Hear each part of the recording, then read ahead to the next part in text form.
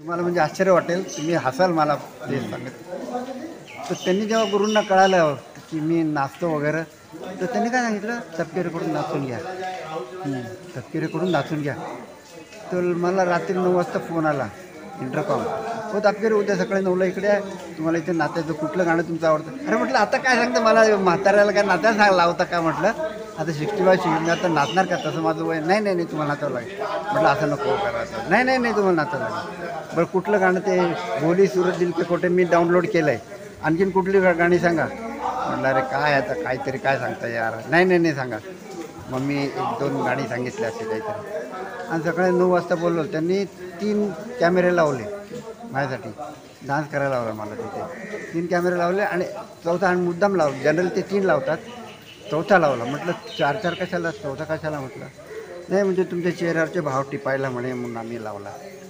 आणि मग त्यांनी म्हटलं नको, मला जमत नाही आता, म्हणजे कसं शरीराला होणार नाही तुम्ही.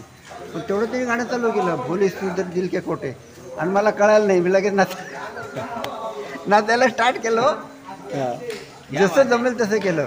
आणि पण काय माहिती आहे का, वयामुळे मला जास्त नाचता आलं नाही. 1 मिनिटात मी म्हटलं घामाघूम झालो, बस झालं, मी थांबतो, आणि एका खुर्चीवर बसलो. मग त्यांनी तरी देखील त्यांचे, मी बसताना असं करत होतो, त्याचं पण त्यांनी व्हिडिओ काढले त्याचे, म्हणजे ते कॅमेरे चालू होते. म्हटलं पाणी द्या, पाणी आणायला गेले, लवकर आलेच नाही. कारण का माझं बघायचं होतं काय करतो, हां असं वगैरे. आणि थोड्या वेळ पाणी दिले आणि म्हटलं झालं ना, जाऊन आता. नाही म्हणे, मला अजून एकदा नाचावं लागेल, आणि तुमच्याबरोबर कोणतरी एक नाचेल, एखादा साधक. म्हटलं अरे जाऊ द्या ना, आता झालं ना सगळं. नाही कोणतरी एक नाचेल. म्हटलं असं नका करू.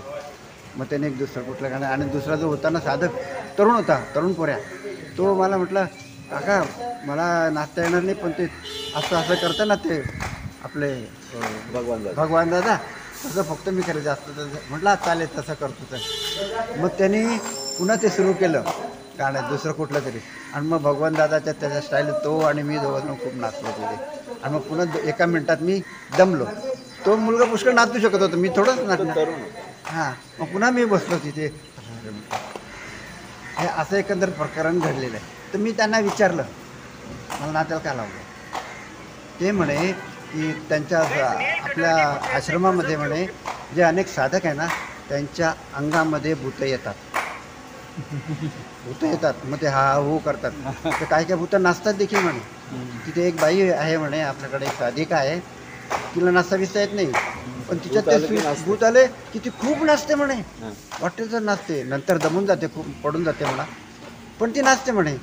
तर आम्हाला लोकांना हे दाखवायचं आहे की ॲक्च्युअल नाचतं कसं असतं, आणि ते अंगात आल्यावर लोक कसे नाचतात. ज्या स्त्रीला किंवा ज्याला काही नाचता येत नाही, तो देखील कसा नाचतो, हा भेद आम्हाला लोकांना दाखवायचा आहे.